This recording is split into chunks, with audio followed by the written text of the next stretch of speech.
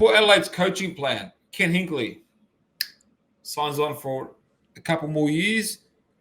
As you called it before. What did you call it, buddy? Off air? What did I call it? The worst, best kept secret.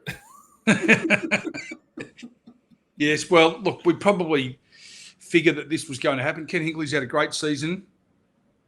But there's a few issues that are going on behind the scenes that have to be considered in regards to Ken Hinkley's success.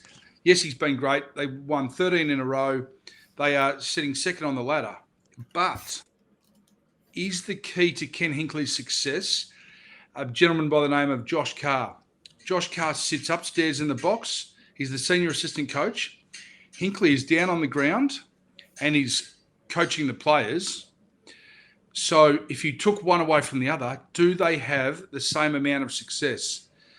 I think it's a good appointment, provided that Josh Carr stays with Ken Hinkley, because I think Hinkley doesn't succeed without Carr. Does Carr succeed without Hinkley? I think he could. Look, it's an unknown. Richmond's CEO / general manager of the club, Brendan Gale, reached out to Josh Carr about 3 to 4 weeks ago. So he knew the impact that Josh Carr was having on Port Adelaide. Now, Josh removed himself from the equation and said, no, I'm going to stay with Port Adelaide. So I suspect his salary would have had an enormous jump, and he is going to stay behind Ken Hinkley with a pathway to take over Port Adelaide at the end of Ken's reign, whenever that may be. Absolutely. Interesting to see how that one will actually play out. Because... Well, by extension, who coaches Richmond? Good question. Don't know. Well, you're an AFL tragic. Who would you like to see them coach the Tigers? I haven't given it much thought, to be totally honest with you. I haven't. I really haven't. Mind?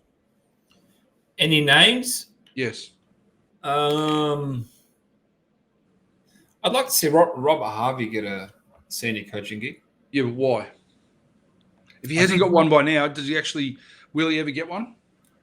Maybe he doesn't want one. I'm saying that. No, he does. Oh, okay. So then, well, I think he's been in the engine room for so long and he's been a part of multiple successful teams that he could present as a possible candidate. Oh, there's no doubt a possible candidate. I'm not sure that he will ever get a senior coaching gig. But why not? Like, what issues do you see? Or I think he's got a very good football brain, but maybe he isn't strong enough to be the face of the football club. Do you think he's more of an introvert? Yes. Okay, makes sense. All right. Well, speaking of Richmond, one of its champions, Jack Riewoldt, has decided to retire effective this weekend, which is going to be a huge loss for the Tigers moving forward. Many thought he was going to go on next year. So what they're losing Koch, Riewoldt. Who else? I reckon Dusty will leave as well. So one more retired. I just can't remember who. Wasn't no, not Dylan Grimes. No. Yeah, I've gone blank. But yeah, they're missing. They're going to be missing a few key position players, so they're going to have a bit of money spent in the off-season. Well, if Cochin pulls the pin and he wears number 9, and then Riewoldt pulls the pin and he wears number 8, who wears number 7? Doesn't Baker wear it? Yeah, well, I was only being slightly facetious. Yeah. Yeah, so... it is literally, Richmond's identity will change enormously over the coming months. Cochin has been a fantastic player for the footy club and a great captain, 3-time premiership captain. Cochin, 346 games, 786 goals.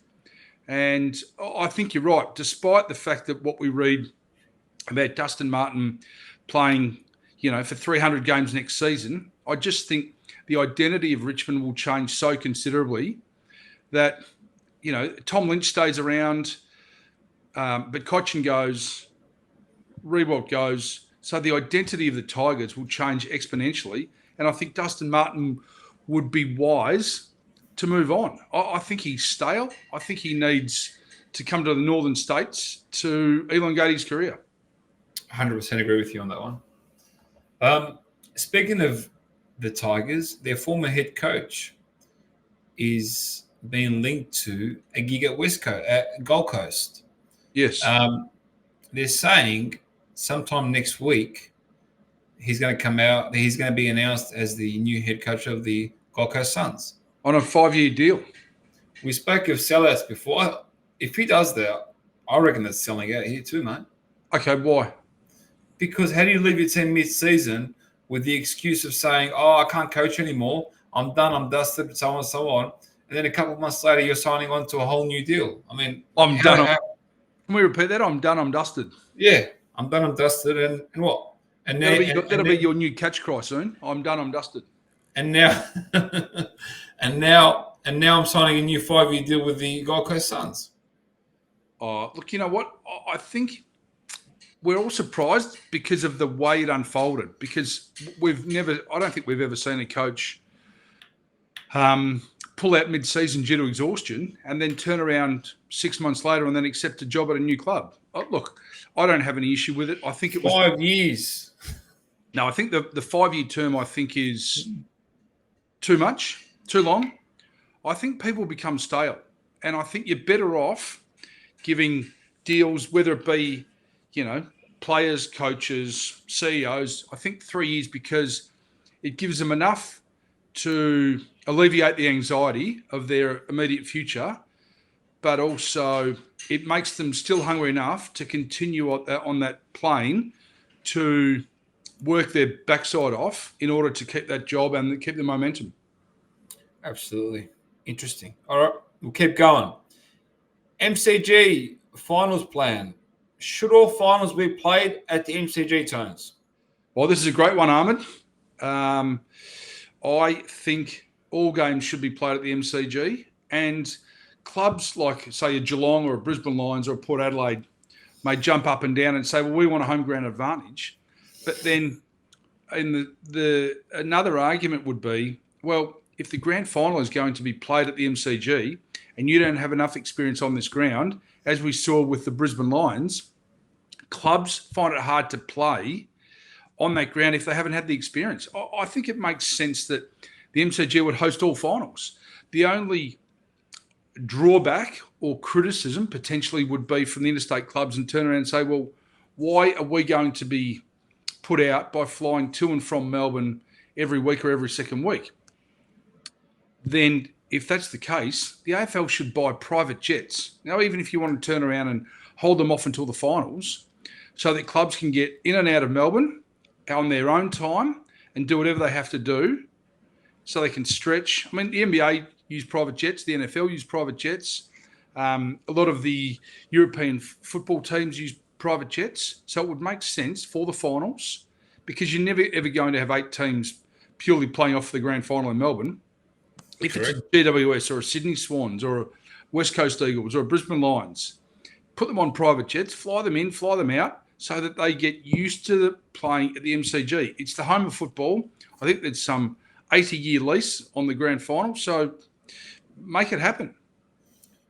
Very, very well said, mate. It's not going to change anytime soon. So start accommodating for it and actually bring things to life. Let's start moving forward instead of living in the past. Oh, 100%.